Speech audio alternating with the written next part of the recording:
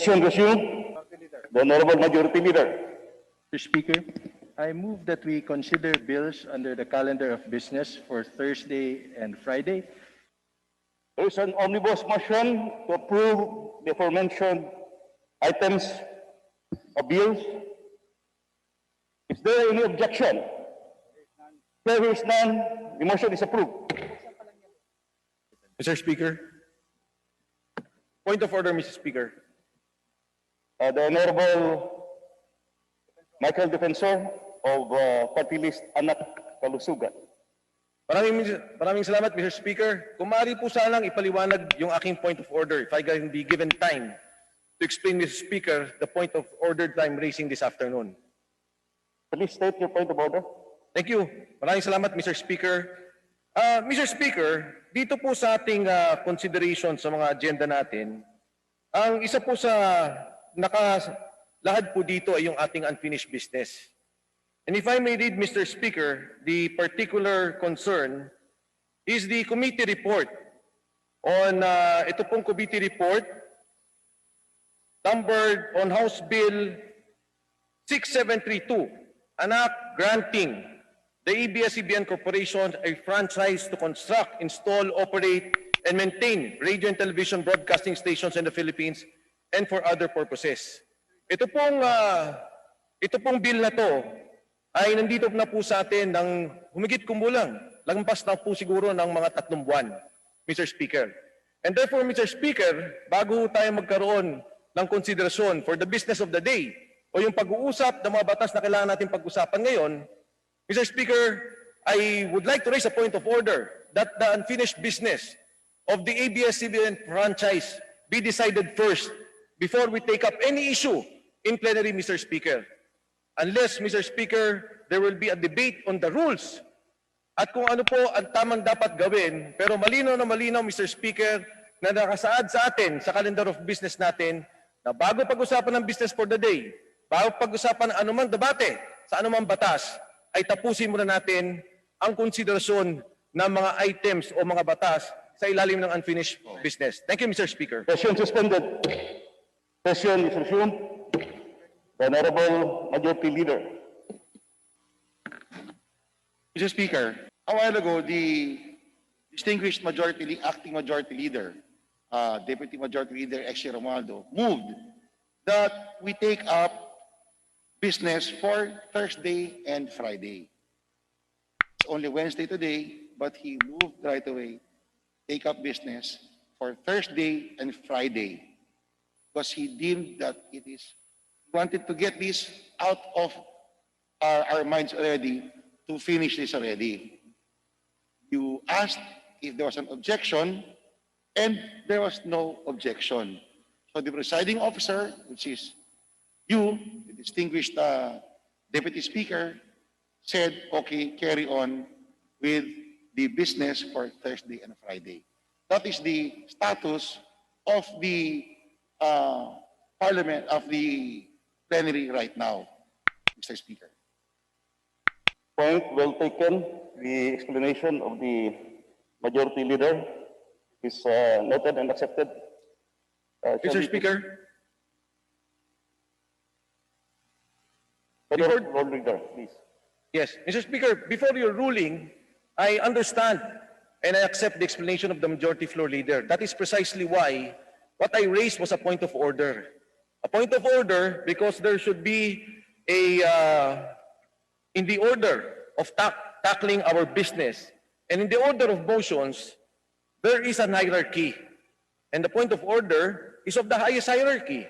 What I'm saying, Mr. Speaker, what we have here is an unfinished business.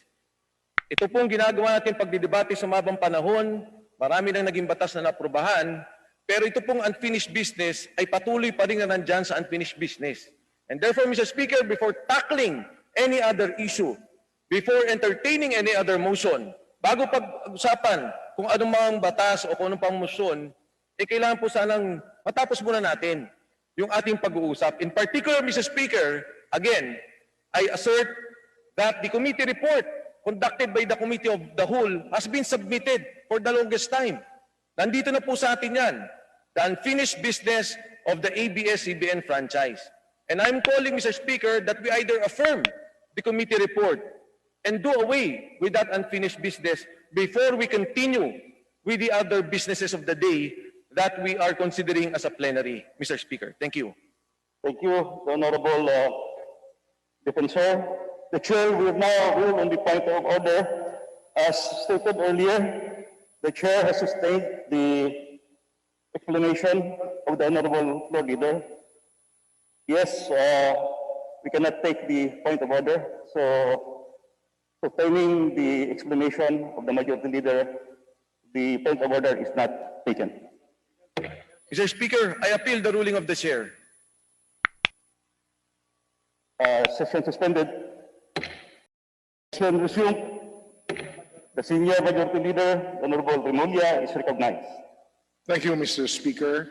After conferring with the Honorable Defensor on his request for an assurance that the unfinished business shall be taken up on Monday, and since the presiding officer cannot give his word right now, but since he is not slated to be on the roster or on the podium on Monday, then it was already agreed upon with the Honorable Defensor that the assurance of the Senior Deputy Majority Leader is sufficient, that we will take up items in the unfinished business.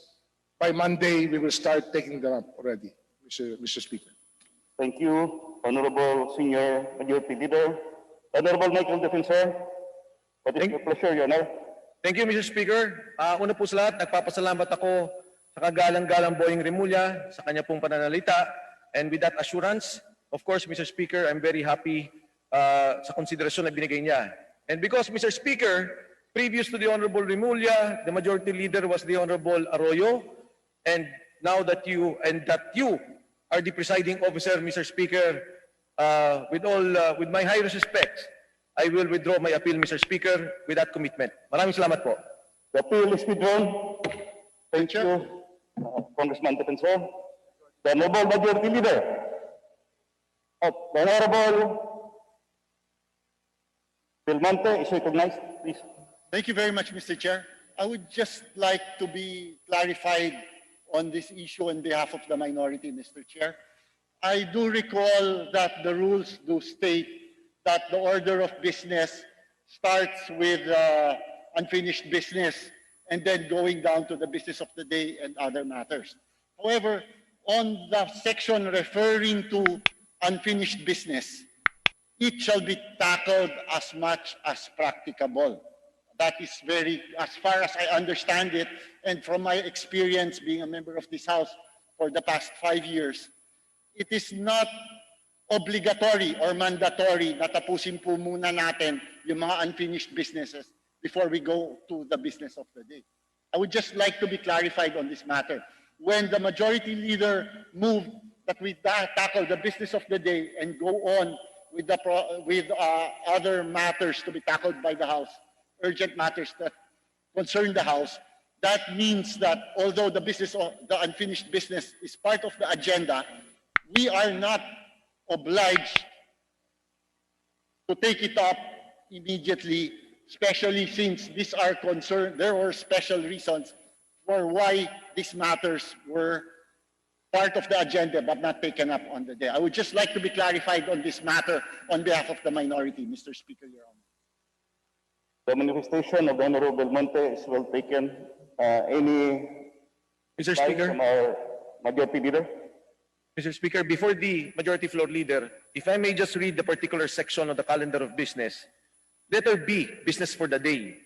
These are bills, resolutions, and other measures set on the calendar of business for the day by the Committee on Rules.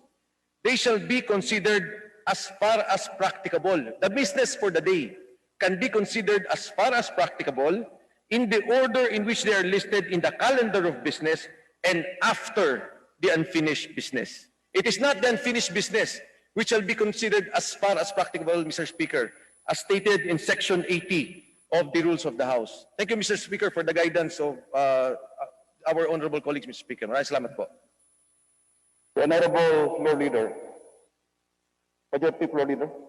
Yes, Mr. Speaker, just as a last word on this matter, the reason why we had to take up, we agreed to take up the business for Thursday and Friday is because a motion was filed earlier by the majority leader, which was approved by the body. That's why we are taking up those matters. But the unfinished business, as the nomenclature states, is unfinished and remains in the calendar of business. And as far as practicable, we shall endeavor to finish the unfinished business, Mr. Speaker. That is the job of the Office of the Majority Leader and the Deputy Majority Leaders, Mr. Speaker. Thank you.